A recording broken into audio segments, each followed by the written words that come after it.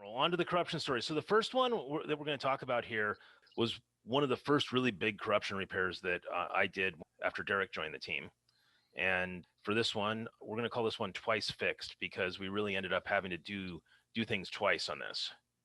And what we ran into was that they had 80 tables that were corrupt, and all of the corruption was in recently updated areas, meaning it wasn't in old records. It was all in records that had been put in the database recently.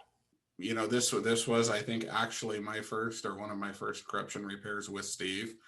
And one of the things that we ran into is, you know, we met with the customer and we started working, about close to that 36 hours in that we thought we were repaired. We ran another check DB, and unfortunately for this customer, the database was so big that I believe check DB was taking 12 to 18 hours to run. So we ran another check DB expecting it to be mostly repaired, and noticed that new tables were corrupt that weren't corrupt before, and corruption that we had fixed was back but different. So something else was going on with this one. Yep. And with this, we started it on a Thursday night, and the customer spun up 2 virtual machines on Amazon AWS. We had 2 really, really high-end fast servers to work on to do the work, which really helped a lot. But we did all the repair there. And then once we did it, we had scripts to reproduce it and rebuild and rerun them to fix everything in production. And that's when we ran those that we found out that, yes, things were becoming corrupt again. And we started tracking it down as to, well, why is this happening? And it was pretty bad. I mean, it would be another table every few minutes was becoming corrupt. What did we end up finding there, Derrick, was the root? Yeah, so I mean, this was one of the first times we worked together on corruption, and it was one of the things that really cemented us as a team. Is I was able to go take my systems administrator experience and start working directly with the customer while Steve was still repairing some of the original corruption. We started going, system by system. We went to their virtualization layer, we went to their storage, we went to their iSCSI. We actually tracked it down to, I don't think we're 100% sure if it was either a bad Twin-X cable or a bad switch. A little bit more to the story later. There was something with the switch. They were able to replace the cable, upgrade the firmware on those switches, and new corruption stopped happening. And we were able to finish the initial repair and the new tables that were corrupt and get them up and running that Sunday. It was quite a long haul. Yep. It was Sunday night, but it was late enough Sunday night that I missed dinner with the family, but it was early enough that I didn't have to stay up late on Sunday night after being up most of the night, Thursday night, Friday night, and Saturday night working on this. Basically, the takeaway on that is really to get like a good baseline and understand that when you do have corruption, don't just run CheckDB once or check tables, just run it multiple times so that you know, are things changing or is this getting worse over time? Our next one, we'll call this one Thanksgiving. And this was a corruption repair that we did. It was reported on the Wednesday of Thanksgiving week, and it was unknown how long it had been corrupt. And of course, when you take a look at this, when people say it's unknown how long it's been corrupt, oftentimes we find out, well, there's no backups as well.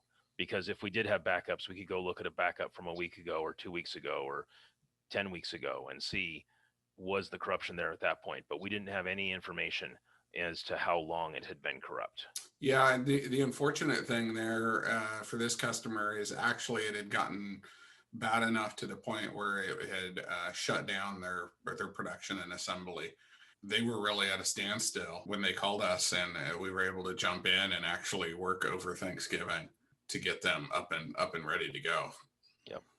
And we were able to get it 100% fixed with 0 data loss, to get it back up to a clean system and get it ready to go by Monday morning.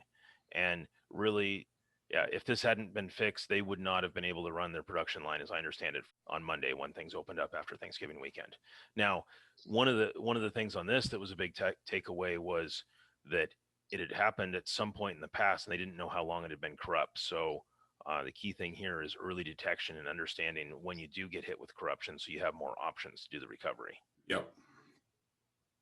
Next one here, we're going to call healthcare. And I don't know what it is with Steve and I's luck, but Seems like these corruption repairs always come around holidays. This one was just before New Year's Eve, and the actual corruption had happened on Christmas Eve. They did have some notifications in place, but because it was over Christmas, they didn't have people checking them.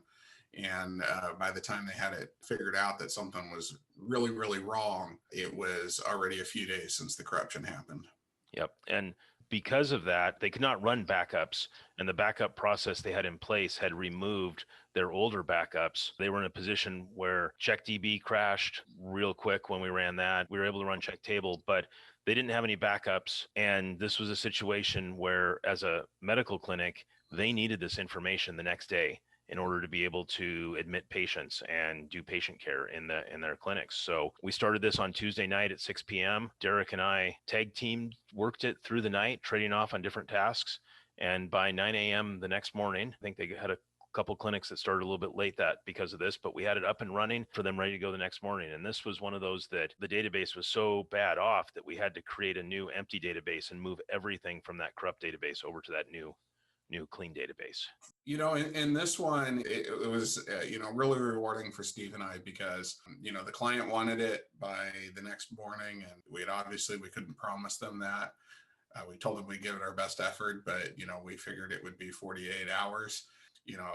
I forgot what time it was at night. It might've been like midnight or 1 a.m. when we thought 9 a.m. would become possible, but Steve and I kind of made it our personal mission Yep. to hit that deadline. And I think we hit it, within a few minutes. Yep.